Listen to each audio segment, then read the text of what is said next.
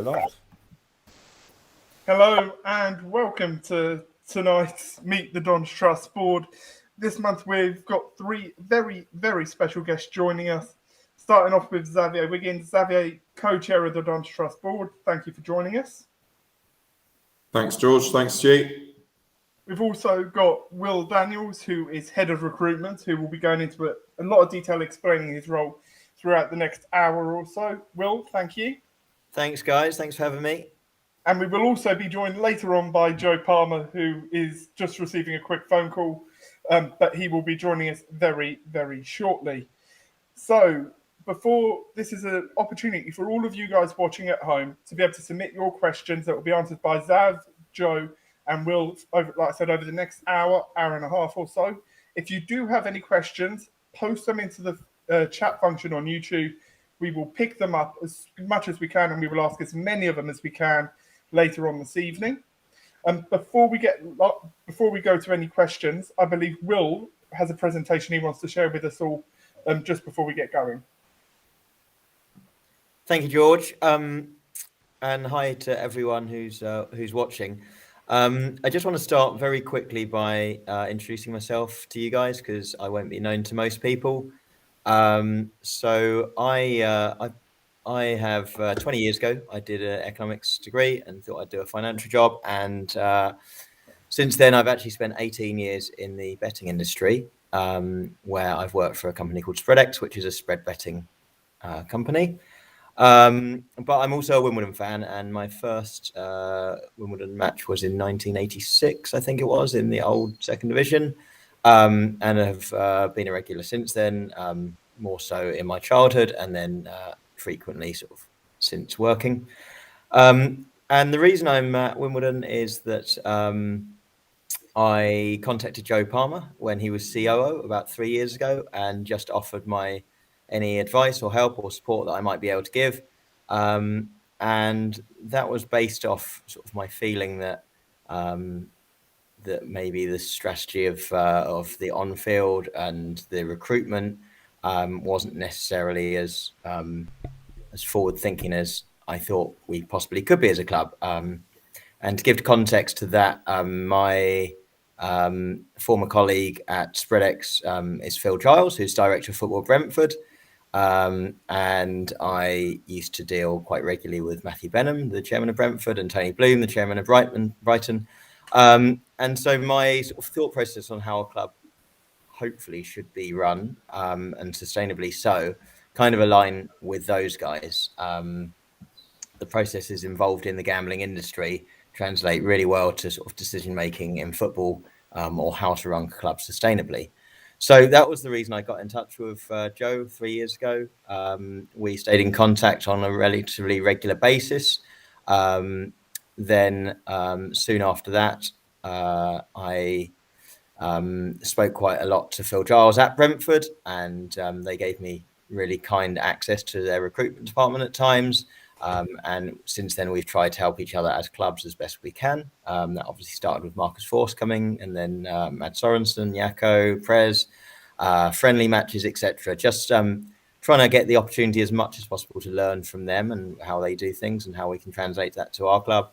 And from their point of view, we're a great club for them to send their players to, where they can trust the process, trust the management in place, and trust their players are going to get game time and be developed the way they want it. So that developed and snowballed to the point at which we're at now, whereby after Glyn and Nick left, Joe approached me and said he wanted to set up a football panel, and that he would like me to take the recruitment analysis part of that, which I'll talk in a little bit more detail in a little bit. So that's me in a nutshell. So just to sort of go back to my supporting of Wimbledon, I've got 3 young children now, and they're just starting to watch football. And I was really keen that when they come to Wimbledon, they love watching the club as much as I did growing up.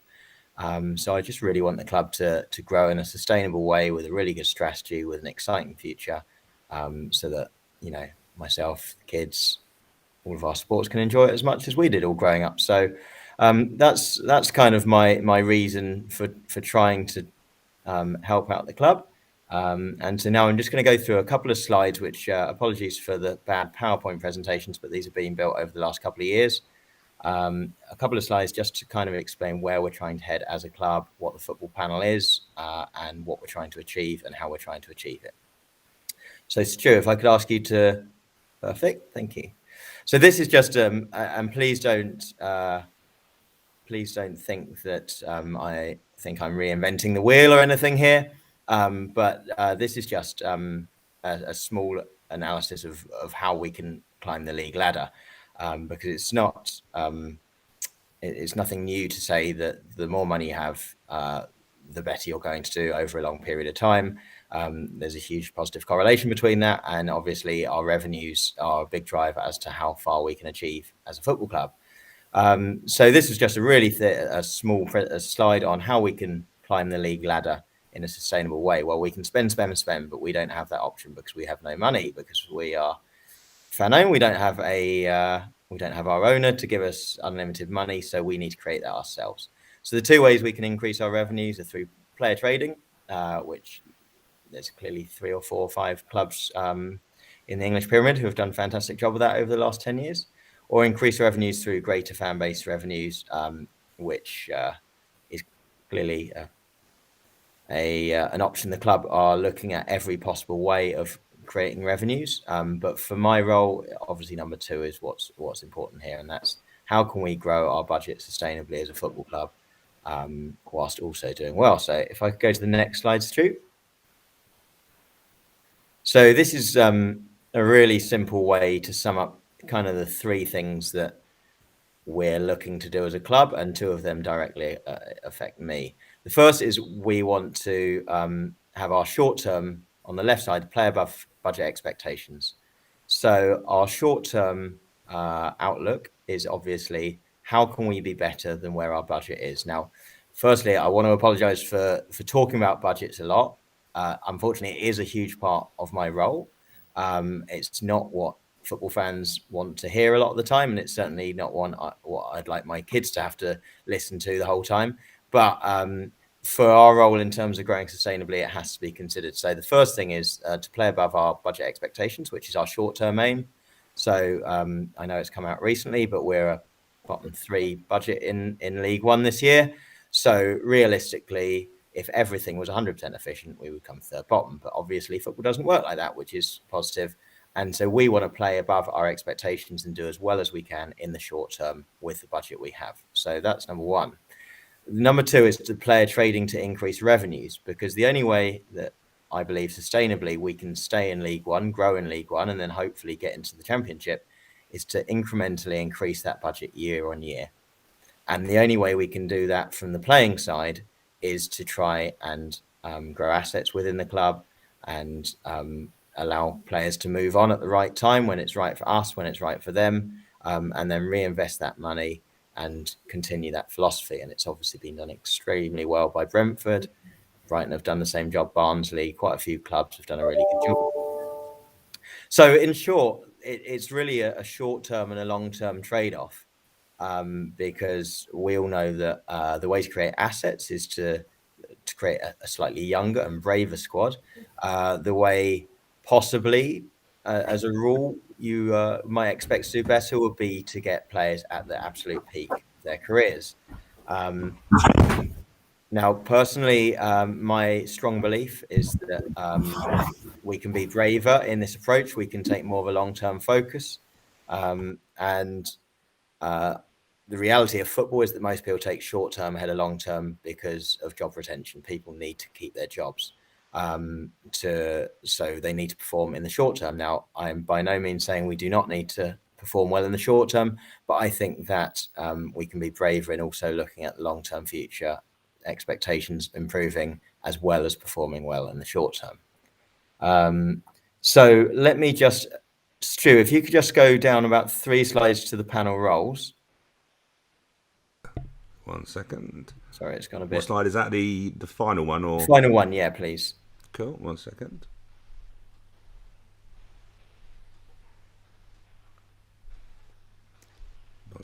Oh, okay. Don't press all the buttons, Stu. That's never clever. There you are.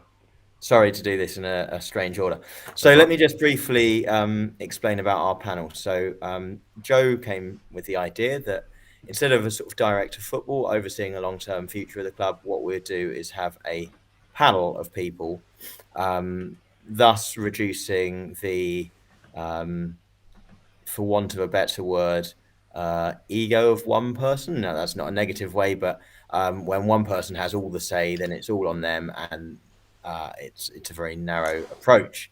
So we've got a panel of 5 people, of which myself, I'm the recruitment and analysis manager. We've got Robbo, who's the head coach, and Joe, who's the CEO. And this small diagram kind of, this is just talking about the recruitment processes rather than the analysis as well. But this is just a very simple document of what roles we take in this process. Before I go through it really quickly, I'll also mention the other 2 people on the panel are Steve Boone and Ian Hazel, who are both senior scouts and have varying skill sets. And they work on a part-time basis, whereby generally they will work closely with me, and then we'll come together as a 5 once a month to discuss our ideas, discuss where we're headed, make decisions as a group, and at least then have a variety of opinions. Just for a little bit on Steve and Ian, Steve is he used to be a scout for the England C team. He's got an incredible knowledge of non-league. He's got loads of great contacts in non-league. Incredibly enthusiastic, very diligent, lovely guy. Ian, I'm sure many of the older people like me remember that Ian was a Wimbledon youth team player in the 80s. And he has since been a chief scout at Millwall, at Northampton, and has excellent contacts throughout the game. Really good knowledge of EFL. So our main focus in terms of recruitment after the Brexit rules meant that we couldn't look abroad, would have to be EFL, under 23 academies or the non-leagues. So that's where they bring really good perspectives. And the other thing I should say is that Ian definitely, I hope he doesn't mind me describing him, would be slightly more old school to my new school. And so between the 5 of us, we have a range of opinions. We can discuss what we think the right answer is and come to a conclusion around the table of discussion, rather than just being new school, just being old school, etc. So, so with regards to the processes of actually signing a player, I have all the contacts with the agents. Hopefully, they still harangue Robbo, but hopefully Robbo just forwards them all on to me, because that's not the kind of thing Robbo wants to be dealing with. I do all of the initial player investigation, the analysis of players, the scouting of players, the assignments of our scouts. Further on in the process, we look closely into their characters to make sure we've got the right characters coming to the club. And what I'll do then is, once we've come to this shortlist with Steve and Ian and done all of our homework, we'll then draw up a very, very extensive player report based on data, based on real life scouting, based on character, based on loads of as many different metrics as we can possibly have to give the full profile of what we're investing in. Because ultimately, if we're putting 6-figure numbers into a 2-3 year investment, we should be doing as much homework on it as possible to make sure we have the best chance of a successful transfer, which by no means is foolproof, but we've got to do as much homework as we can on it. So we'll then come to the panel and discuss this with Robbo and with Joe. Robbo, generally, what I should have said is at the start, we'll discuss as a group where we think the squad needs to be set up, the size of the squad, where the finances should be distributed in the squad, etc. And obviously, that Robbo leads a lot of that because it's his squad, his players, and he knows them best. So between us, we'll then come and make a decision on a player. Robbo will then present to the player, as we did in the summer. We presented closely with clubs and players to what we're trying to achieve. And then he'll have any further player contact after that. And then Joe is part of the contract negotiations or heads up negotiations and talks with the agent at that side at the end of it, and then is involved obviously in the final player signing. The negotiations are something I'm becoming a part of, but Joe certainly takes the lead on them at this stage. So if we can just go back 2 slides, Stu, and I won't keep you too much longer, but this is just a document that we've drawn up as a group, and it's absolutely an open document because this is everyone's club. But this is kind of what we feel like the Don's guardrails should be. So firstly is the club ethos, and that's just being a good teammate, being a good person, working hard, loving what we do. We work for a football club. We work for a football club we all love. So let's be happy about it. Let's enjoy it as much as we can. Show leadership qualities, which is absolutely something Robbo is desperate to instill in a young squad. Make it a great place to work and learn, and create pathways. That's from every person at the club. This is not something that's a new approach, but from the players to the kids at the club to the people working in the shop to everyone, we all need a pathway. We all need a mission to be happy, because we want to be working here and happy and devoted to the club. So that's just our club ethos that we have. The recruitment principles that I've talked about already is the short-term versus the long-term trade-off, and where we sit on that fence. As a club, we hope to be far more long-term than short-term compared to the rest of the football market. But that by no means, as I've said, means that we're not going to be focused on trying to win games now, because that's absolutely key. So play above our budget in the short term and to increase our budget in the long term. Stu, lovely. Number 3 is the playing principles. Now, this is obviously dictated mainly by the head coach at the time, but Robbo's principles align perfectly where I would like our club to be, and I think most people would, and that is high intensity, front foot football with bravery on and off the ball. For all of us who have grown up watching Wimbledon for all those years, I think that kind of sums up where we've always been. Possibly not brave on the ball in those 80s, 90s days, but we were certainly high intensity, front foot football, getting involved, making it exciting for the crowd. So there are principles. And then finally, just a little section on the playing above your budget and the player trading. So how we're going to do that. And again, I'm welcome to any questions on this. It's by no means a perfect document at all. But this is just our take on how we should do it. So to play above our budget in the short term, how are we better than 22nd in the league this year? Well, we need to, whenever we're signing anyone, and that involves our own players, reviewing them, we need to use every available information source to give us the right answer. There is definitely a room for traditional scouting methods, traditional analysis of how someone's played, but at the same time, why don't we use all the data sources available as well, and get as big a profile of whether what we're seeing is what we're also believing and what's there in data. So use every information source available. The distribution of wages, I personally believe that top wages need to be reserved for absolutely certain top performers or players with huge resale upside.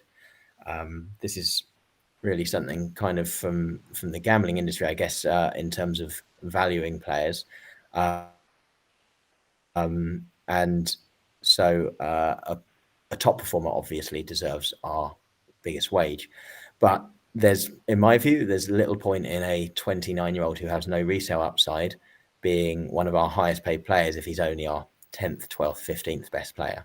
So it's a case of a trade-off between if you've got that huge potential as a young kid, you deserve to be one of our top wages as well, because you're actually as valuable to our club as anyone in terms of the asset value. So don't pay for depth. Now, we've been punished for that, certainly in the last few weeks with all of our injury situation. But ultimately, we have a small budget. We can't get away from that. There's no point in having 30 players not of the suitable quality. So we believe everyone in our squad has to be the quality to be good enough to make a difference on the pitch. Evaluate ourselves constantly. We're doing that. We do a lot of analysis. We review within the first team squad review on a weekly basis. Within our panel, we review every month as to where we are and how we're getting on. And then finally, know what you have by allowing game time. And this is a big one for me, because ultimately loads of players are good enough if they're given the chance and the opportunity. And it's just really hard for them to get the opportunity at a young age, because so many managers are so desperate to retain their jobs by achieving what they need to achieve that they can't take the risk of allowing their kids to play. So that's something we're being particularly brave on. We are more than happy to allow that game time because we have belief in the young players and how they can potentially grow with us. And then the last section, player trading. So how can we make sure that we try and create assets? Age is critical, obviously. We need a younger squad. Peak players are 25 to 29 and they play in the Premier League. So we need to be looking at the kind of age groups to create a certain number of assets within our squad where the Premier League or the Championship might look to buy. A Premier League team is not going to buy a 28-year-old, unfortunately, in League One, because it's just not going to happen. It's past that point. So age is critical. Identify and pay early for young talent. Know what you have by allowing game time, as I've said before. Create pathways, and this is something we're really keen to do. Every transfer, every player in our squad coming through our youth team has a pathway ahead of them, a 2-3 year plan, rather than just this is what's going to happen in the next 6 months. So we need those players to have a pathway, understand that pathway, and we need to stick to that so they believe in us and trust the process that we're putting in place. Invest in creativity, and then finally a soft cap on wages and contracts for over 25-year-olds. Now that's certainly not a strict rule, but I don't think it's a bad thing to have a wage cap on older players, just because, like I said, there's no resale value, so they have to be absolutely a top performer if they're going to be a really high wage. So that's a really, really brief overview of where we're at and what we're trying to do in our strategy. So, George, I'm welcome any questions that might come from you or from anyone else. Thank you for that, Will. It was really interesting, and you'll be pleased to know we've had a lot of viewers' questions coming in already for you. Great. Before I hand over to Stuart for those live questions, just one question from myself. You mentioned the club ethos. How do we determine if a potential transfer target fits into that environment and fits into those values we're trying to build around? So the good news about the process of generally looking for younger players is that our filter of players is actually a lot smaller. So it's giving us a lot more time to investigate the players more thoroughly than perhaps before, where you might have, let's just say, 1,000 players you're looking at between every age range. Just imagine if we'd say we want a left back and he wants to be at least 23 or under. That suddenly puts us down from 200 left backs to 20 left backs. So we can then make sure that there's a far more detailed approach to looking into those guys, and that's their data, their scouting, but also their character. And so the character is going to be really important to us. So there's going to be numbers put on the number of character references we need about the player. We're also then going to, as before with our players this year, we're going to make sure we meet them all. We're going to interview them. We're going to talk to them. We're going to have them down at the training ground and make sure that the kind of people they are fit into the culture that we've got, because the culture at the training ground at the moment, the environment's fantastic. And I know Robbo is extremely protective of that culture, and we don't want people ruining. Thank you. Just a quick thing to the viewers, we are welcoming your questions throughout the evening, and we will put them to Zav, Joe, and we'll, for as long as we can, we'll get from as many as we can. Before I hand over to Stu to ask the first few that have come in, could you please make sure you write your full name if it's not as your YouTube name? Could you just put your full name on the question just so we know who's asking it? But for now, I'll hand over to Stu for the live questions. Superb. Thanks, George. Will, you're very popular, by the way. So I don't believe that. No, family, Stu. So we're getting questions in. Actually, Niall Cooper's just moaning at George because George, you nicked his question. So I've had to delete that from my list. Let's go with this one from Joe Blair. So Brentford and Brighton presumably have access to resources and data from Smart Odds and Star Lizard, respectively. Can we reproduce copy their models without access to similar? Joe, in short, no is the answer. You have excellent knowledge, obviously, of Smart Odds and Star Lizard. They, as companies, will probably employ between 50 to 100 of similar people to me. They have people from Spreadex who have gone there over the years. We obviously don't have those resources, so we have to make best do with what we have got. And what we've got is my knowledge, and we have access to data platforms that we can subscribe to. But in short, there's no way we can get to their levels of data analysis and personnel without huge expenditure. So we have to produce our own Wimbledon version of that, which will be more limited, but also, I think we can certainly have a really good effort at putting as much data in as we can to the club. And also, and I'm not going to say Brentford would allow us access to their Smart Odds data, but they're certainly very kind and generous to us in terms of communication. Superb. Okay, next question is from Robert Boyce. In recent article, you mentioned you would not like to sign a player above 24. However, Woody, Alex Woodyard, not his friends, and Ben Hennigan have been immense. Will we be looking at experienced older players in long term? Yeah, so this is one where the makeup of the squad and how many experienced players to younger players we ideally want. And actually, one thing I didn't mention is currently I'm also doing a master's in sporting directorship, and my dissertation subject is literally this subject, which is looking into the correlation between success and age, which there is no correlation in world football. That's been proven over a number of studies. However, having said that, clearly experience of some sort is needed. Within what we're trying to put together as a club, the word experience for me shouldn't be an age thing. It should be a personality, a character, and a game time thing. So actually, we've got Robert is absolutely right. Woody and Ben and Will Nightingale, to name three, but especially would be considered the leaders, the experienced leaders of our dressing room at the moment.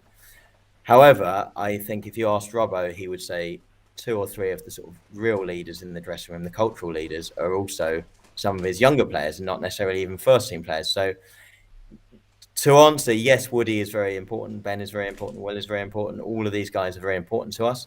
And it's about how many of those guys we feel like we need to help along and develop the rest of the squad. I really like the current makeup of the squad in terms of experience to youth, because I think it has the right mix of bravery and experience.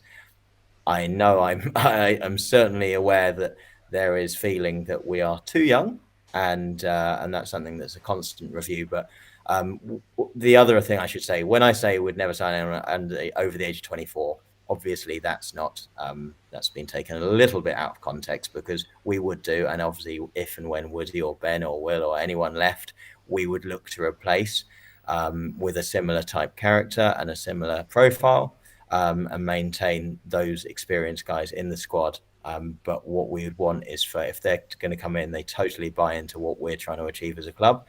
They totally buy into helping us with developing younger players and creating a culture and maintaining that culture that Robbo set, which is outstanding at the moment. Superb. Okay, final one for now. Paul Raymond, do you think January window will see inflated player prices and wages, so better value in the summer window potentially? Yes, I think that's the case every January and summer.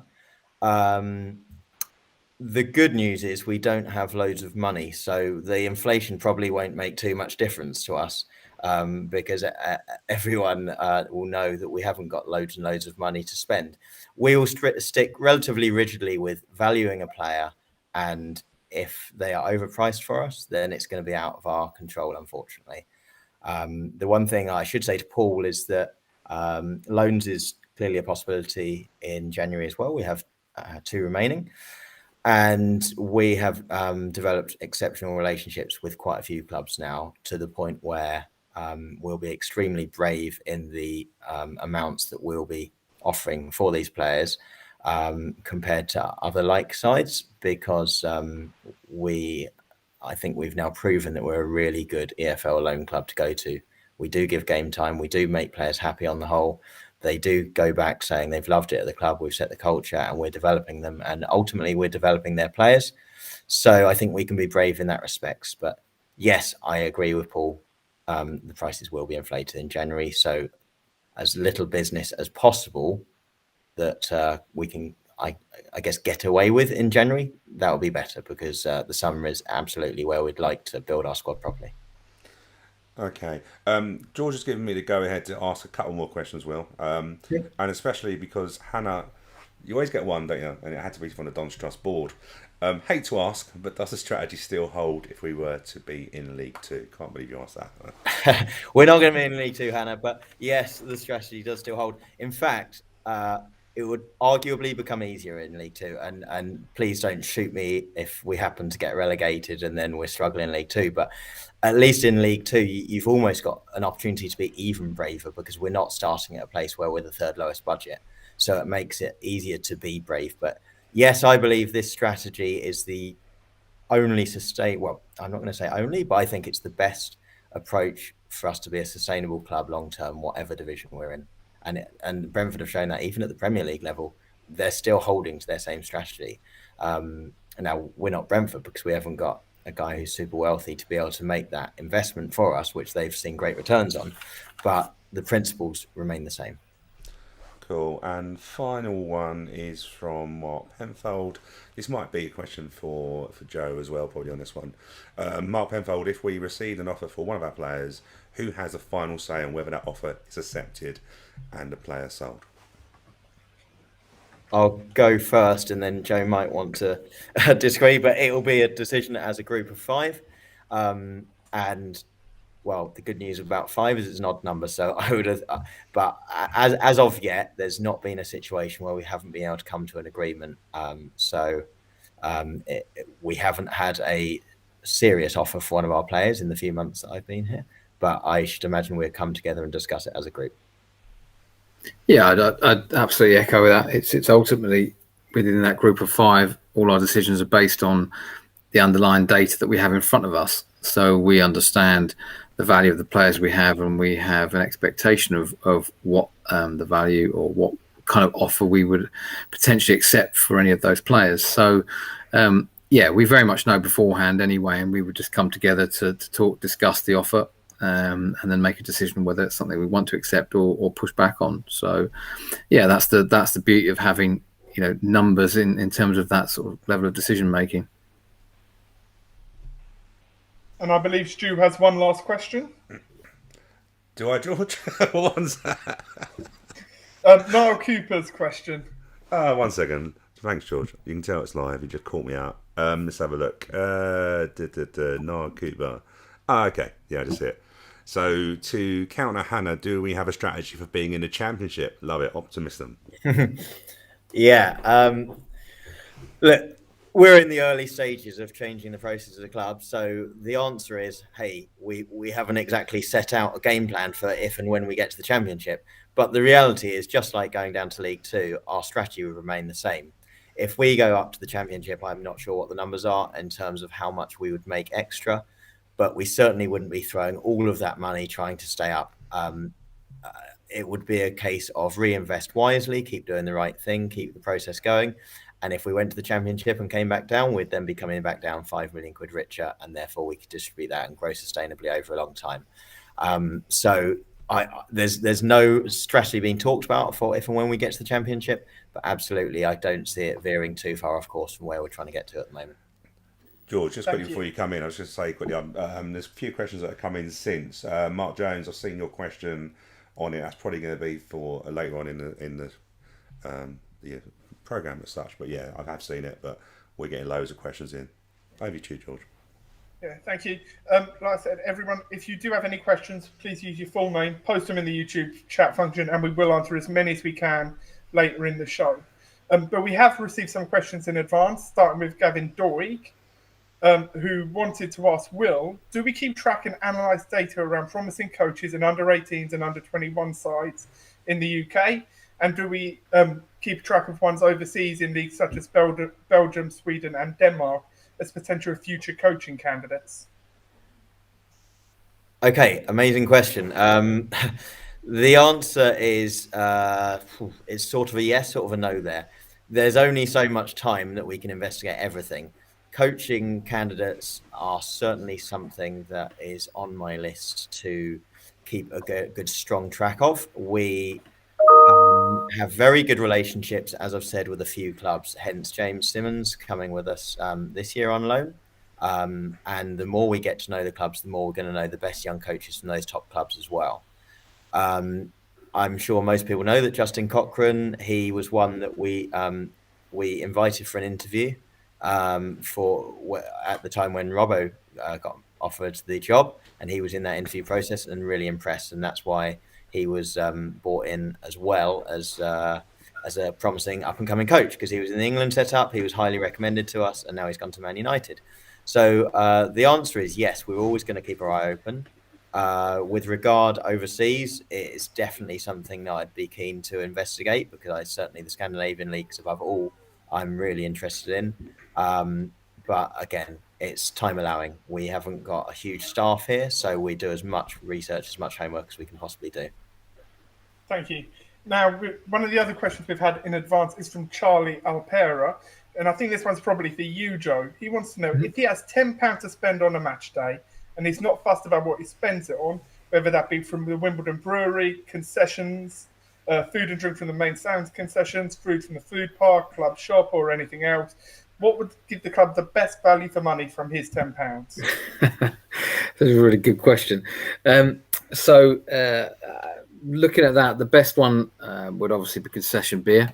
That's what we would have probably the highest margin out of those, followed by Wimbledon brewery. And then it depends what you're buying from the club shop. But there are items in there that do have good margins. So I would say then, yeah, probably the club shop followed by the food concessions would be the way I'd go. But definitely concession beer has the best margins. Thank you. David Hay wants to know, given that we're in a nice new stadium which was important and some would say crucial for the club, albeit heavily in debt, paying off this debt is obviously a priority for the club. Would we consider outside investment from a supporter of the club who, if they approach the club, they'd said they'd pay off the stadium debt and invest in the playing budget with no strings attached? Would we consider this? I think this is a question for Zav.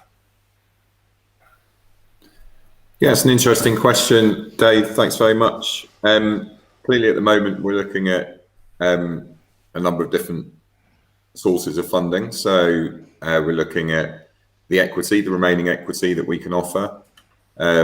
This was in the finance update recently, so that's about 2.5 million. We are looking potentially at Plough Lane bond and debt from our own fans, more friendly debt, and also potentially looking at secured debt from lenders. So if it was somebody who wanted to put conditions around the money they put in, it would kind of need to fit into the overall equity and debt picture, and we've only got a finite amount of equity that we could release. So the devil's in the detail. It depends on the terms that person might want, and then we'd have to have a broad discussion about it. As I say, there's finite equity, and we don't want to be saddled with expensive debt. So it's a difficult question to answer specifically. Thank you. Follow-up question from David Hayes, who wants to know if the above did not happen, what are the contingency plans in place to improve the playing budget in line with the recruitment panel process? I imagine this is one for Joe or Will.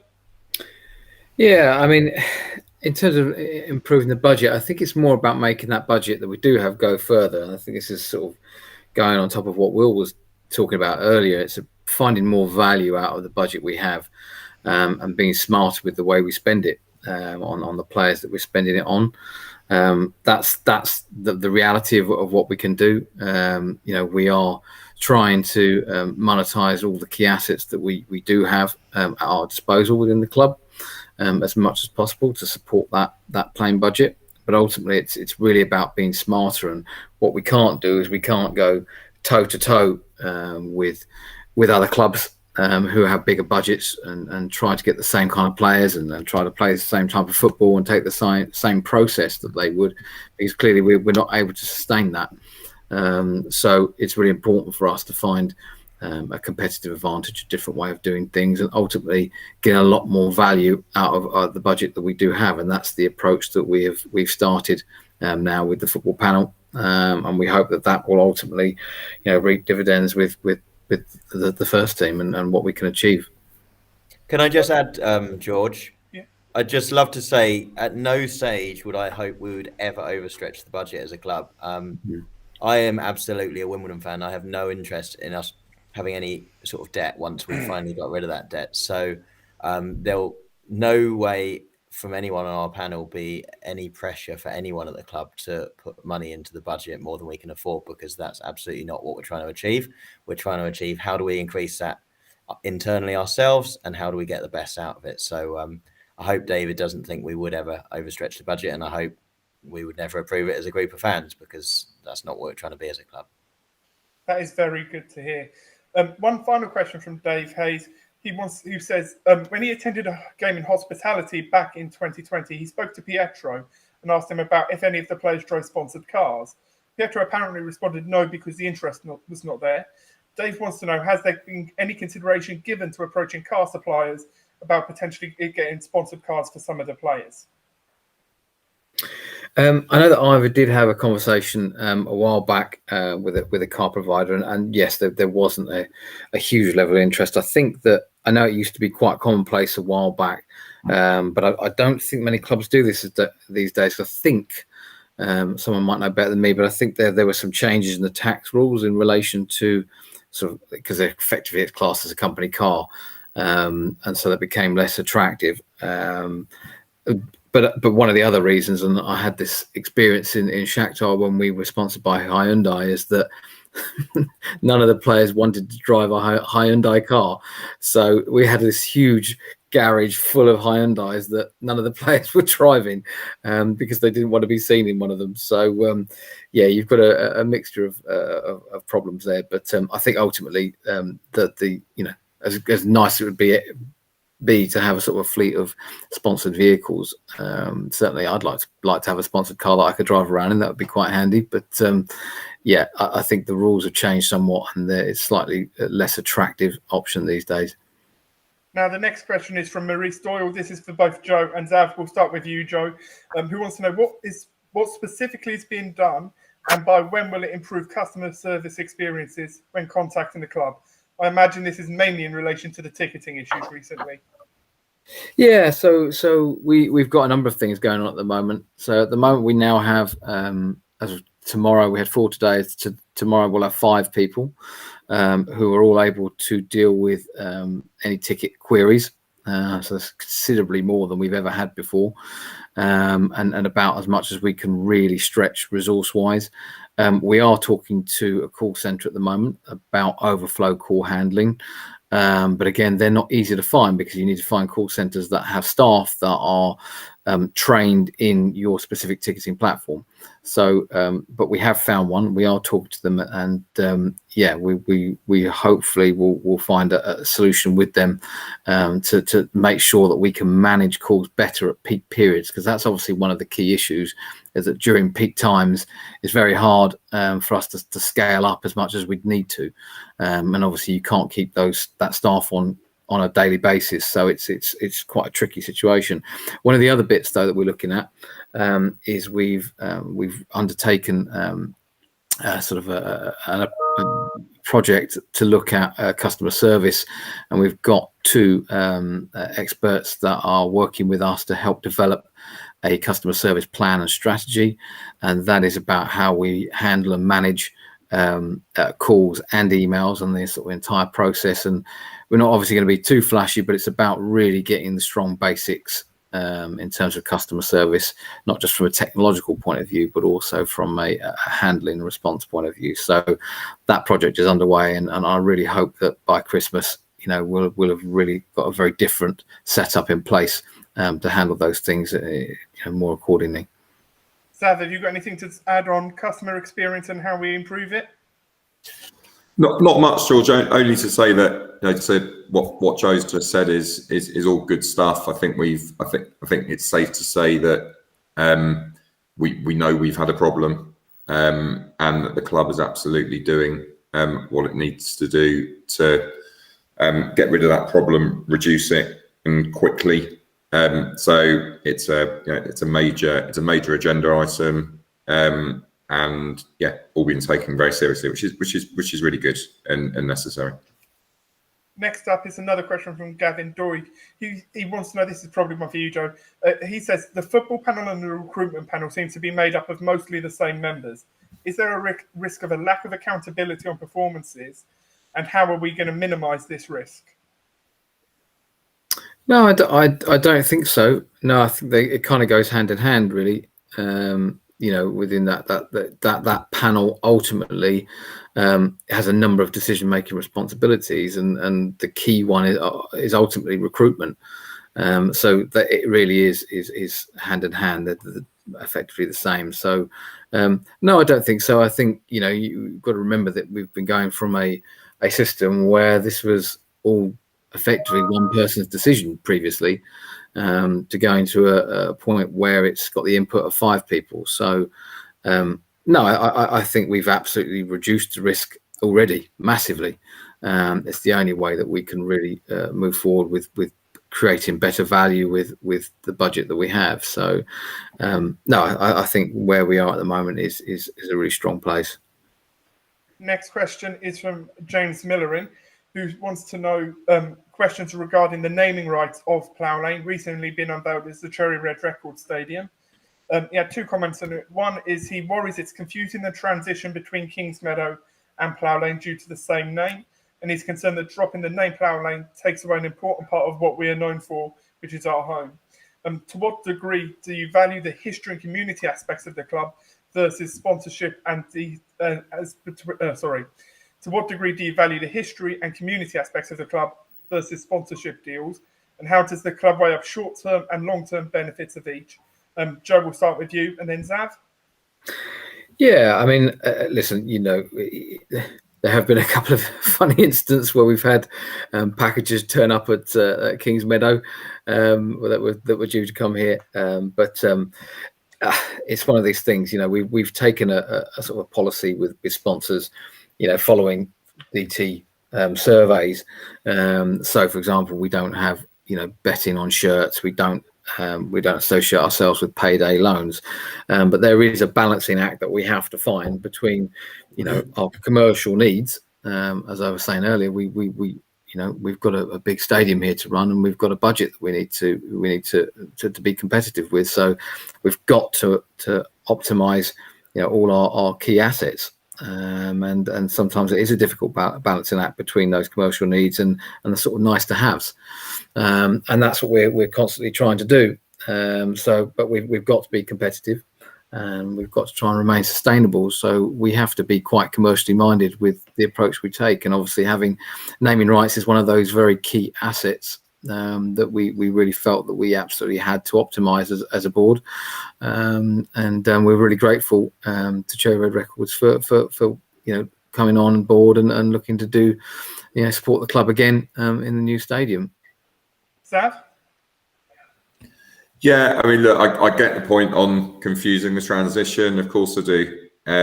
But as Joe says, these are critical times. We've got a debt to service. We all want to see us not just servicing the debt, repaying the debt, but also we want to see us grow.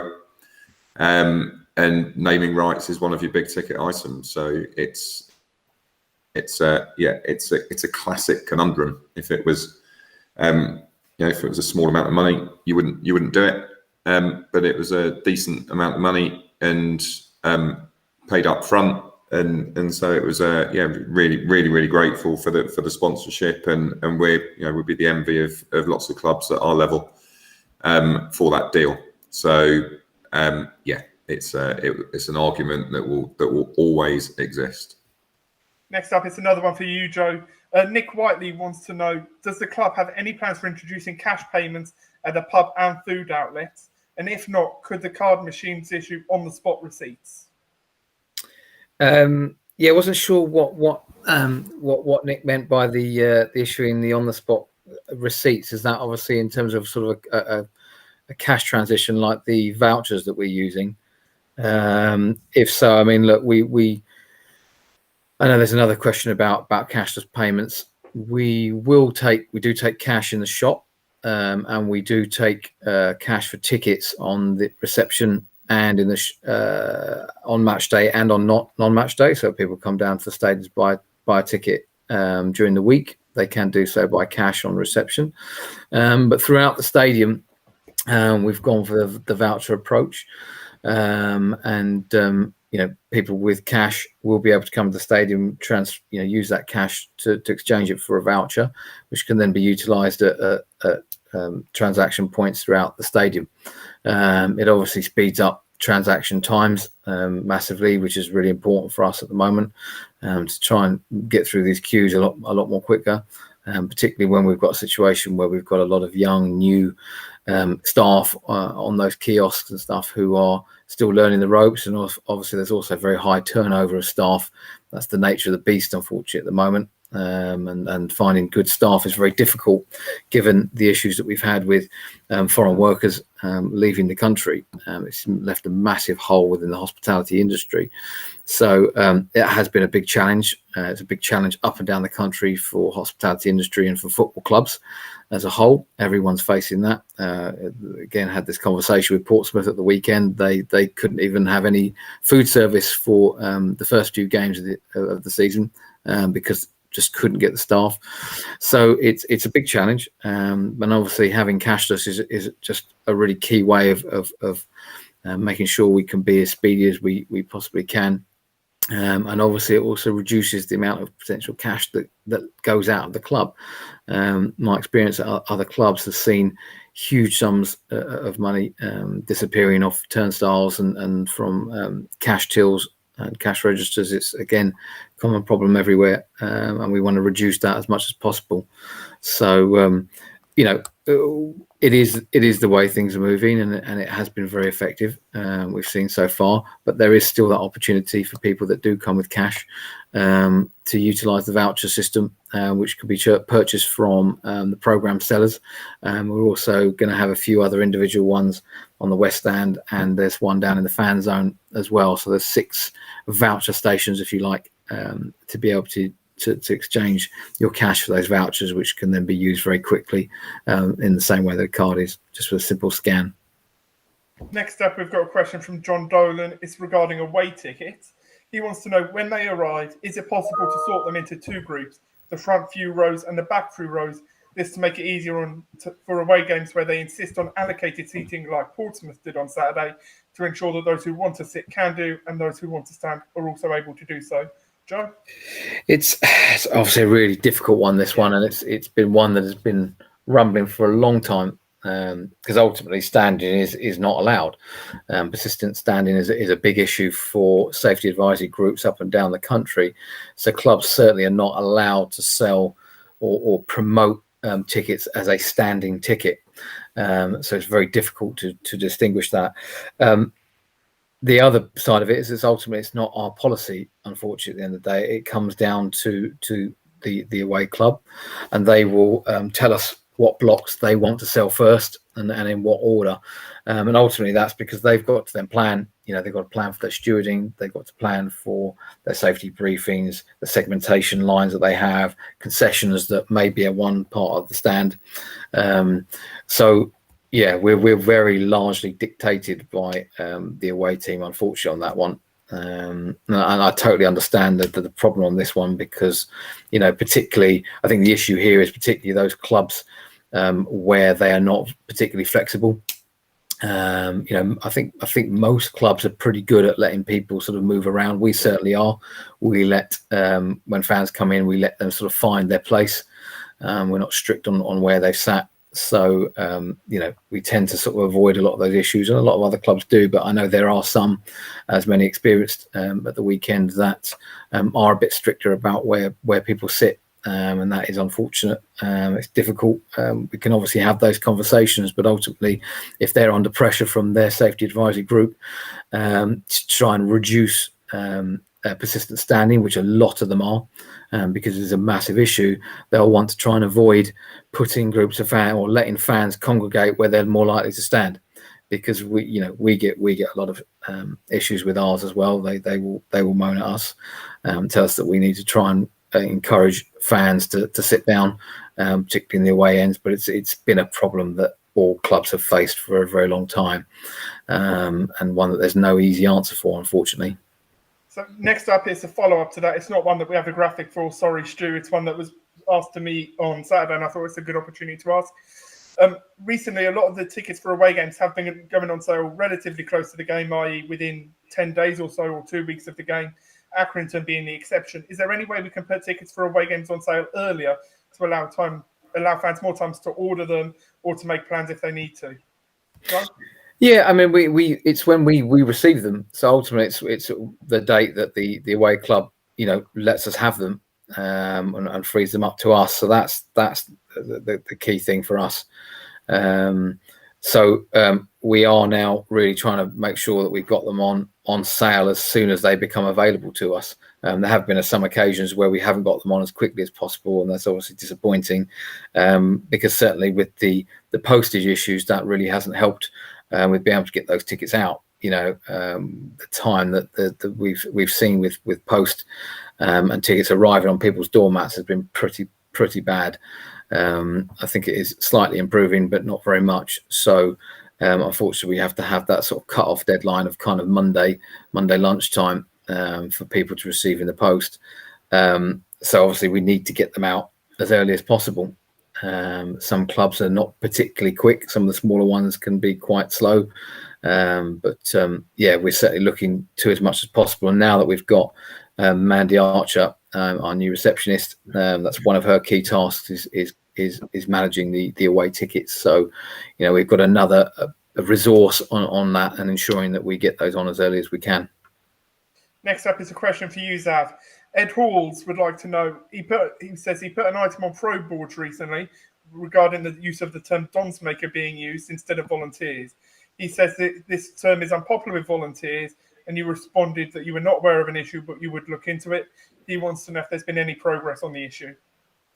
Yeah, thanks for the question. In terms of first of all, on the general point, so we pulled together a group of people to look at how we can improve the volunteer experience, how we can improve acquisition, retention of volunteers, look after them better, basically.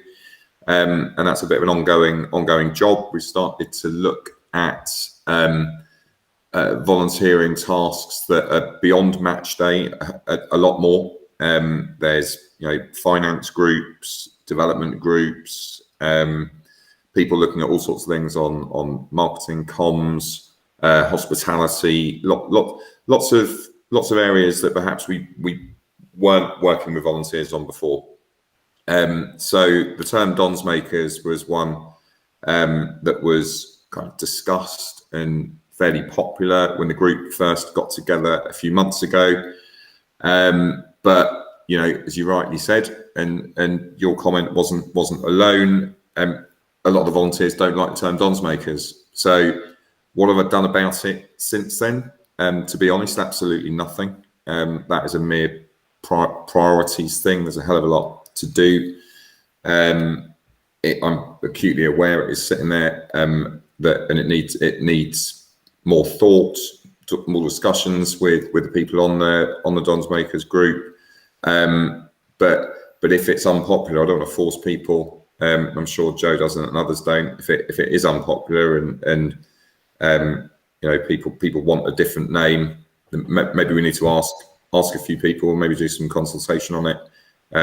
But there's a lot of big issues at the moment, so it's not an immediate priority, I'm afraid. But your point's absolutely noted. Next up, we've got a question from Andrew Ramsden, who wants to know what contingencies have we got in place to support Robbo during the current injury crisis and to help prevent the threat of relegation. Joe or Will? Well, I mean, I think again, the approach that we've taken with the players that we've brought in, whilst we are missing some, our projections are still pretty good in terms of our ratings. I'll let Will explain that a little bit further. Even with the injuries that we've had, and we believe that just keep playing the way we can. Obviously, January is coming up. Will should be back sooner than expected, which is obviously a big bonus. And we've got George Marsh, obviously played a part on Saturday, so he'll be coming back into the fold again. So we've then got another player back in, and likewise, Henry Lawrence. He's not got an injury; he's just had tonsillitis, so again should be back fairly soon. So it's really only sort of a couple of players that we're down. And actually, some of our ratings have been quite strong since then anyway. So, I don't think there's any sort of concern, certainly from the panel, in terms of relegation. But we know that January is an opportunity. We're not looking to spend crazy. We're sort of discussing this in a considered way. As Will said, we have 2 more slots for loans, and we're in a situation now where they probably provide the best opportunity to build value into the squad. And we're in a really good position now where we are kind of being considered as an ideal place to send young good talent. And obviously in January you can typically get some of the better loanees, because these are typically players that a club has thought at the beginning of the season, well, this player's going to possibly feature for us. They're that close to the first team, but then whatever happens, they perhaps hadn't had as many appearances as they would like to have done, and they think, well, let's put them out on loan. So there's a really good opportunity to get some very good loan players in January, as opposed to buying overinflated players for sale, if you sort of mean. So that's probably more of the approach we'll take, and actually it's not approach based on the fact that we don't have budget. It's actually a more considered approach and a stronger approach for getting a higher quality player. And as I said, we are in a really strong position with these other loan clubs that we've been talking to and building relationships with, where we hope to get the pick of the crop. Yeah, I mean that our contingency is our plan, and it's the plan that we've had since the beginning of the season, and we're very confident in it. I don't know, Will, do you want to elaborate on that anymore? Yeah, I don't think I've got loads to say. What I would say, we've had a sticky run, right? It's not the end of the world. If you, in the gambling world, you'll look at underlying data more than you will do the actual on-field results. That's just the way things are priced up, and gambling companies tend to make good money on that basis, right? We this season have had an amazing start in terms of the way we performed. There's been drop-offs and a few games that have been disappointing lately. And I think anyone who was at Portsmouth would agree we definitely didn't deserve to lose that game, which is a pretty confidence-boosting kind of performance to give there. So the underlying data, look, it has us at this stage, it has us comfortably better than the group of teams who we might expect might be at the bottom. By no means are we complacent by that. We're analysing it permanently. We don't feel worried. There's no pressure at all on anyone in the squad. Robbo is absolutely aware of that, and he's not feeling pressure. And hopefully none of the players are. We've got a couple of big games, obviously, this week. But look, football swings very, very quickly. Remember a month ago we were saying this is the best set of home games we've ever had in the last 15 years, how fun it was and how well we were playing. In a month's time, it might be like that again. So let's not panic too early. Just always be aware we're analysing everything. We're always have a plan in place, and it won't be just flippantly, oh no, we might get relegated, so let's just spend loads of money on players to see if we can keep up. That's not a long-term strategy that's going to help us in the future. So the plan is the plan, like Joe says. Thank you. Before I hand over to Stu to ask the live questions that have been flooding in so far this evening, I would like to say, if you are going to ask a question, you can do it in the YouTube chat function.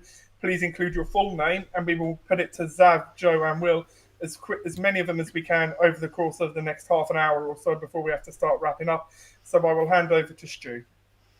Cool. Yeah, loads of questions coming in, so I'll try and get through some quick ones where I can. First one is probably for you, Zav. Wicked as sound. I read today that we already have a deal to refinance the loan, but we're trying to find a better deal.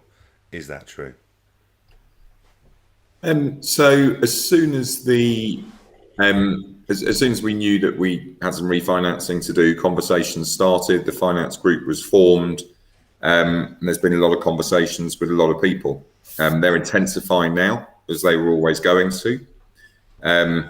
Clearly, it's all been made a little bit harder because we're kind of a year of revenues out of sync. We would have had a year more of revenue generating at Plough Lane to show lenders, which would have been a really good thing. But we haven't had that, unfortunately. So it's a bit tougher. But there's some, we're all incredibly confident that this will be about the cost of that money rather than whether we get the actual money in. It's quite a different situation to the one that we faced before, with needing the money to complete the stadium. Our hair was absolutely on fire. That is not really the case now. We're looking to make the debt and the refinancing, and probably a sequence of refinancings, as manageable as possible. And yes, there are some very decent conversations going on with lenders, and there is a lot of confidence in the terms that we will get being along the lines that we first projected. So yeah, really, it's going really well. Superb. Let's get probably one for Will. Are there any overseas clubs we have close links with regard to receiving recommended players? That's from Dominique Tuma. So overseas clubs is something I'd love to get us involved with. In fact, before I joined, when I was voluntarily helping out, I did a project for Joe and for Nick and Glyn about the best value countries from which to recruit in terms of ability over cost. And Norway was something where which came out top, added to loads of intangible facts that make Norway a great place to recruit players from. But then Brexit kind of screwed all that up. So the answer is there's very little we can do, because at our level, we won't be able to get in international football players for a top 50 country in the world. Having said that, I have actually had conversations in the last couple of weeks with a couple of clubs in Norway, one in Luxembourg as well, who are just really interested in our story. So there's a potential of linking up in terms of intellectual knowledge, in terms of sending young kids out on loan there, in terms of improving their development. But the answer is Brexit has made it very, very hard for us to recruit from abroad now. No problem at all. Okay. Some quick questions. Peter Higgs, the club has kids zones for younger fans, but are the club looking at doing something for the 13 to 17-year-olds pre-match? Zav?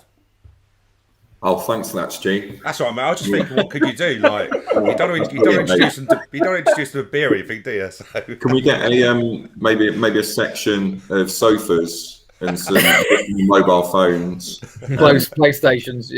Yeah, and possibly things to hold the mobile phones in. No, my son's 16, my daughter's 17. It's a real challenge, isn't it? As to how you keep them entertained.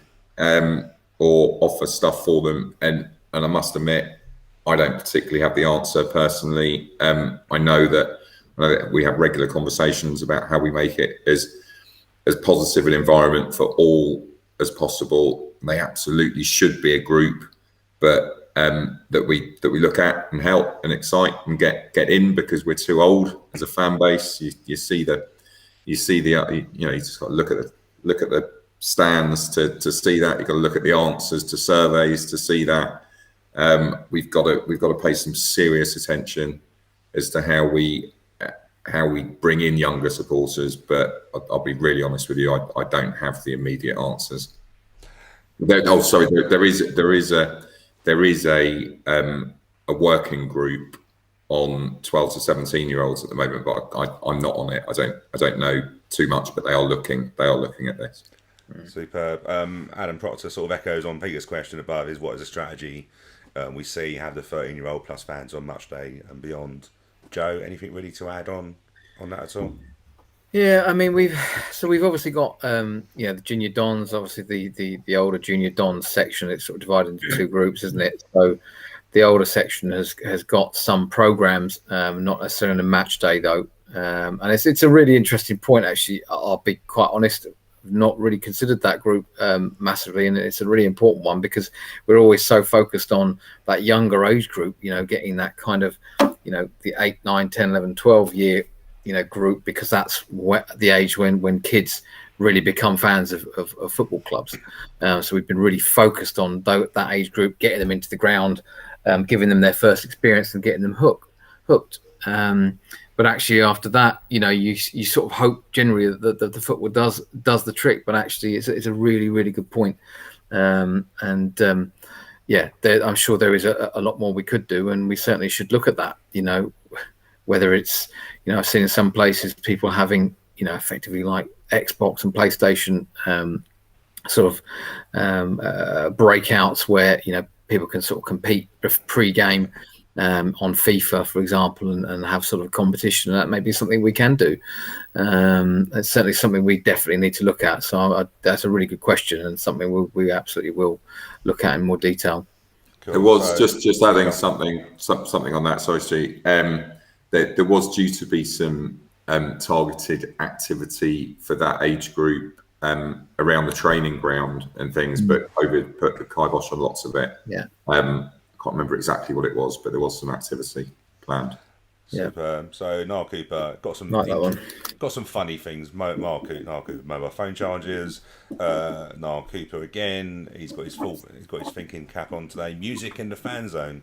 Depends though, Niall, what sort of music are we going to have for the 13-year-olds? I don't know whether that appeals to me at all. In hidden in an eye-rolling area behind the East End. And to be honest with you, there's a good one here that I quite like, actually, which I know is Mark Hendricks. Build a giant TikTok booth. Now, that could be hilarious. Could you imagine? That is quite good, actually. Yeah, could you imagine some of the players getting involved in that, Joe? Yeah, well, I mean, but that is quite a key engagement tool, the social media ones, because you see it, particularly in America, they've been very strong on it. When you go to some of the games where they put, people sort of TikTok videos like up on screen that they've recorded whilst they're in the game itself. So certainly we could have a look at that, but obviously it needs to be heavily edited first, potentially, and checked before it goes up. But I mean, it's just obviously they've got a huge resource for the sort of technological equipment and requirements that you need to be able to do that type of thing. But no, listen, I think it's a really great question, and I'll be honest, we really haven't looked at it enough. So yeah, definitely, we'll take a look at that for sure. Superb. A Leighton Womble here. Craig Ross. Sorry, has been already asked. Is there any updates to having mascots reinstated this season? Who wants to take that one? Oh God, this is one I'm so desperate to have. Unfortunately, we still have to operate a red zone in the players, so they're not able to walk out the tunnel or hold the players' hands. I mean, it's the way it is. Unfortunately, at the moment, we still have a number of COVID protocols that we have to adhere to. So we've looked at other ways of trying to do it, but it's just not the same. It's not the same experience if you can't walk out the tunnel hand in hand with a player. Could we walk them down the side of the pitch and sort of walk them within sort of a meter of each of their player? It just feels like it's not really the experience that we want to be offering. I hope fairly soon. I hope after Christmas and this season certainly that we'll see it reintroduced and the red zone protocols dropping. But we've obviously got to get through the winter period, and we don't know what's going to happen. Certainly, we're seeing it all around Europe that COVID is on the rise again, and hopefully we don't have that, because obviously our vaccination program here in the UK has been very strong compared to other countries. So we'll have to wait and see. But fingers crossed. No problem. Let's have a look here. So, two-part question here, probably for all of you in a way on this one. Not you, George. When do we envisage the current plan to hit its stride? And do you feel the phasing of experience and development is clicking, or will it always be something we will hope works? That's from Mark Jones. Who wants to go on that one? I'll take it if it's probably most appropriate for me at this stage. Look, I don't think any of us have got a plan as to, hey, look, in 5 years' time, things are going to be perfect. And I don't think any of us think it's going to be perfect along the way. We were already a young squad before we had this plan, which we've got younger this year. I think there's certainly loads of positives that we feel have happened already. The reality is if we finished, and I'm not going to put a position on it because I know Robbo doesn't like to put ceilings, whatever, but imagine we finish in a good position, in a comfortable, safe position, and we've got the youngest squad in League One. We've created loads of assets. We've set a process in place whereby other clubs are looking at us and really enjoying what we're doing and thinking we're a really well-run club. After 1 year, if we can get to that stage, that'll be a really, really good result. So we'll continue working. There's no necessary targets that we have to hit within a year or within 2 years, but we want to just keep improving every year. Cool. Anyone else want to have anything to add on to that question? No, I think I would definitely just echo that. I mean, I think when we say phasing of experience, I think as Will mentioned earlier, there's always going to be an element of experience required. Within the side, you still need to have those leaders, and while some of them can be younger, you're never going to see. I can't say that we're have a completely under 23 squad. It's not going to happen. There will always be some level of experience, but it's just about the proportions and the ratio of older players to younger players. No, I've got nothing really more than that. Okay, just to follow up on second part to Mark Jones's question, is there a window for when this will be considered on schedule, and is relegation factored in a possibility, and will we not blink and start a new plan if that happens? I'd love to take this one on, because there was a relegation question. There's no guarantees that we're going to stay up. No club can say that. In the gambling industry, we work on probabilities. We don't work on a binary yes/no scenario. The reality is, over the last 3 years, if we finished one place above the relegation zone 3 years in a row or something very close to that. And there's been little bits whereby easily something could have very simply gone the other way and we'd have got relegated this year. And our feeling is, if we carry on in the same way, just trying to survive, at some stage we'll go down. By what we're doing now, there's probably more volatility in what our outcome is. We could probably finish higher than arguably before. We can probably finish lower than we could before. So relegation is absolutely a possibility. Do I think it will happen? No, I don't. I think there's a probability that we'll go down. I think the bookmakers have us at about 15% to go down at this stage. I think that's probably a very realistic probability, but we're not counting our chickens. We'll permanently be analysing. If we go down, we've still got a football club in League Two and we can bounce back up to League One. It's not the end of the world. I don't believe we will go down, and let's hope as a group of supporters we can just cheer the boys enough so that we can stay up and get this group really buzzing together. Any additions on that at all, Zav or Joe? Not for me, Stu, to be honest. Plan. Okay, no problem at all. I was just going to say, in terms of the plan, the plan is what's key here, and absolutely you don't deviate from that. We've got together as a group and we've understood that this is our best pathway through to achievement and success with the budget we have, and we believe in it, and we will keep continuing. You invest a lot of time into recruiting a certain way, into developing a squad in a certain way, and to then just sort of cast it aside is not necessarily the right thing to do, because what is the alternative to effectively do what everybody else does? And those clubs on the lower budgets typically get relegated. So for us, it's really about taking this different approach and seeing it through. I agree with Will. I don't believe that we will be relegated, not the slightest. And I think we will. From this year, we will really push on as the plan starts to permeate further through the first team and the recruitment that we make. So this really is the starting point of a journey, and we absolutely need to stick to it if we want to see success in the future. Superb. We're in the last 10 minutes, if that's okay, guys. We've got about another 4 questions. Is that okay with you all? Yeah, good. Yeah. Cool. There's some C ones as well, so let's get going with them. Let's have a look. Les Barron, would we need planning permission to put AFC Wimbledon on the West Stand roof in very large figures for aircrafts on their way to Heathrow? Does the route even go over? No, we did look at that. Unfortunately, we got a large number of PVs on the roof, and we actually want to increase that capacity. We want to add some more solar panels. At the moment, those solar panels will probably contribute somewhere between sort of 12 and 15% to our energy consumption, and we'd obviously love to increase that, to over a quarter or up to a third if we can get that number of PV up on the roof. So we've got to weigh up that cost saving that will put on our energy bill, compared to sort of advertising requirements. But it'd be a lovely thing to do, and it is a great view from up there. I have to say, you can see direct line of sight to the Wembley Arch, so we can see our journey starts in Wimbledon. So yeah, it'd be nice to do, but we've got some important stuff going up on there. Superb. And I can promise you this wasn't my question being done by somebody else, but Teddy Ruxpin, what happened to the giant projector thingy on the big wall behind the south stand? That is stuck with me. I have the guy's number in my phone, and I just need to call him to get him down and put that together. And that is that's with me, and I put my hands up. I need to crack on with that one. Superb.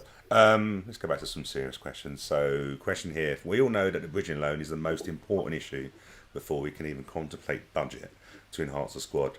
Will prospective cup run revenue be used towards this or the squad?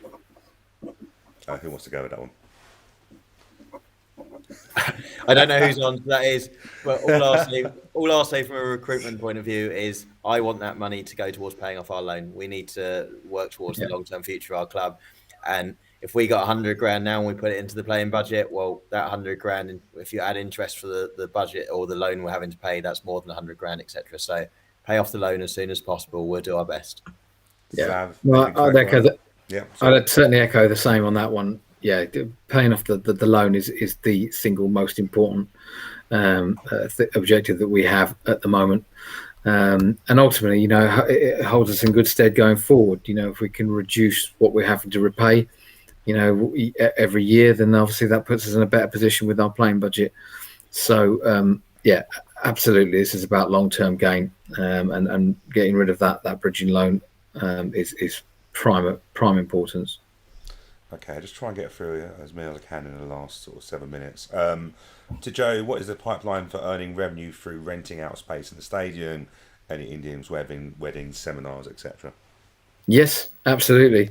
So we've had a wedding at the weekend, not an Indian one. We had a wedding, and the space is we've got a meeting next week to go through their latest plan and pipeline of activity. I can certainly say the next 2 weeks, I think I'm here nearly every other night at the moment. There seems to be something going on, so it's starting to ramp up. We had a big tech and AV event here with some of the leaders in AV tech from Britain, which was great.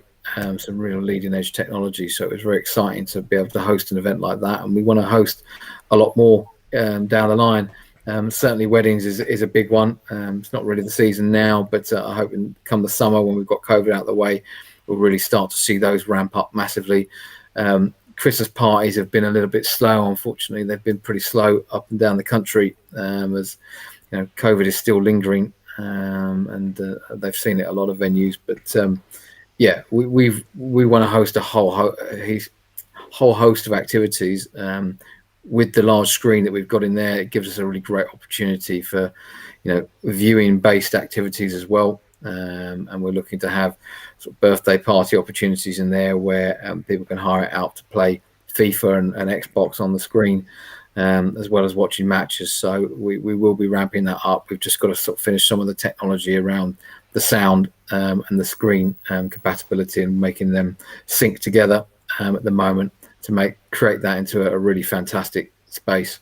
But certainly, yes, we are increasing the sort of approaches that we're making, and we're seeing stronger responses from the market every week, really.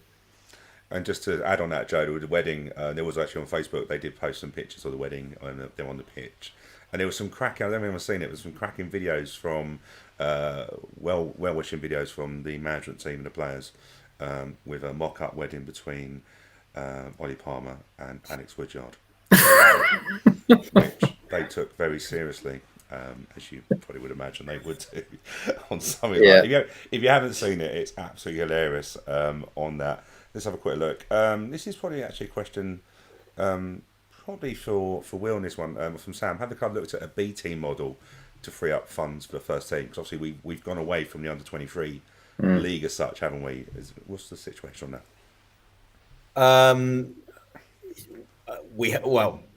I don't know. I don't see that would free up funds. I think that would use more funds up to have even more players to have a B team. What we have got is, which people may know, is that we have got a good lot of youngsters who have got first year pros and second year pro contracts. They're having a longer period of time in which to prove themselves, to create that pathway for them. And we're creating really strong relationships with a number of clubs at lower levels. That will be ongoing. The assessment and the analysis on those lads is far more than they would generally expect, or most clubs at our level would expect. So we're having scouts watching, we're having analysis done, we're permanently reviewing them and creating pathways for them. And therefore, actually, out of our budget with the EFL budgetary stuff, where it says what budget you've got, it also says the percentage of your funds that have gone to under 21s, etc. And so I don't know if Robbo might have mentioned it, but our expenditure on under 21s as a comparison to the rest of our budget is pretty high, and that is testament to what we're doing with our under 21s, under 22s. I certainly don't think we'd have the affordability to have enough players to get a B team as well. Unfortunately, that's just not in our budget, I don't think. Okay, and probably one final question. Obviously, with the game tomorrow night against Crewe, the stadium lacks a few finishing touches like artwork, pictures, players, etc., walls and a bar. Is there anything going on with that extra touches that can make a huge difference? Yeah, no, we absolutely recognise that, and it's something that we'd love to be able to do. We were approached by a company that did the branding, all the branding at Arsenal, but that sort of it's huge, huge cost. You're talking a couple of 100,000 to sort of brand up the stadium in a way that we'd probably love to do it. So I think we always took the approach that we'd do it bit by bit and sort of get in, move in, get a feel for the place. Get a sense of what would look good where. We have got a group, sort of committee together who are looking at that. One of them is on the call, not here, but is listening in today. And we have a couple of other individuals that are looking at what opportunities there are in different areas. So whether that's, looking at historical items, shirts, signed shirts, frame shirts that can go up, but also, what's our first impression when you come to the stadium? What are we really saying about ourselves, and what gets people excited when they first walk in? It's definitely something we are looking at, and we're sort of putting that plan together as we speak. So we hope fairly soon you'll start to see even more things going up, and some of those bare walls becoming a bit more busy. So it's definitely on our radar, and we are looking at that. And indeed, we've got one of our box holders has also already decorated his box, and it's got a fantastic mural on one side of it. So we want to do the same, and we'd love to do a lot more, but we've got some budget constraints on that, so we just need to be clever in the way we approach it.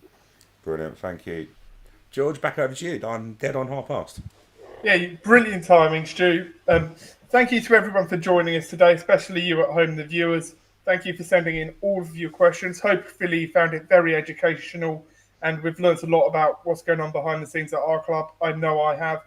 So thank you as well to our guests, Will Daniels. Thanks for having me. Thank you. Xavier Wiggins. Thanks, George. Can I just quickly stick a couple of plugs in for some dates? So it's your show. Thank you. London Broncos against AFC Wimbledon quiz night on Thursday. Can't remember the Eventbrite details for that, but it'd be really good to get a good showing there and not get beaten by the Broncos. And the other thing is the Don's Local Action Sleep Out with Tooting Community Kitchen, Faith in Action, Kingston Church's Action Against Homelessness for Saturday. Go to donslocalaction.org on that. Ollie Palmer's sleeping out, Ben Hennigan sleeping out, Woodyard, Mr. Joe Palmer, Don's Trust board members, various others. So it should be really good and a massively important night for raising homeless awareness and funds. Yeah, a really good cause as well. Thank you for promoting that. So get involved if you can. Thank you, Joe, for joining us today. Good luck for the sleeping out on Saturday night. I've had to go and buy a new sleeping bag, one that's going to be useful for sub-zero temperatures. So, to be fair, no one's sleeping with. I don't think there is. I think it's just going to be up all night, isn't it? Yeah, fair enough. Brilliant. Thank you, guys. Thank you. Thank you for everyone watching this evening. This is going to be put up onto YouTube and onto the Don's Trust Pro boards later this evening. It will also be released as a podcast through the 9 Years podcast tomorrow morning to allow. So if anyone's missed it, you'll have a chance to catch up in full via those channels. Thank you so much for joining us. Have a lovely evening. Cheers all. Thanks, George. Thanks, Stu. Thanks, everybody. Cheers, guys. Cheers. Bye.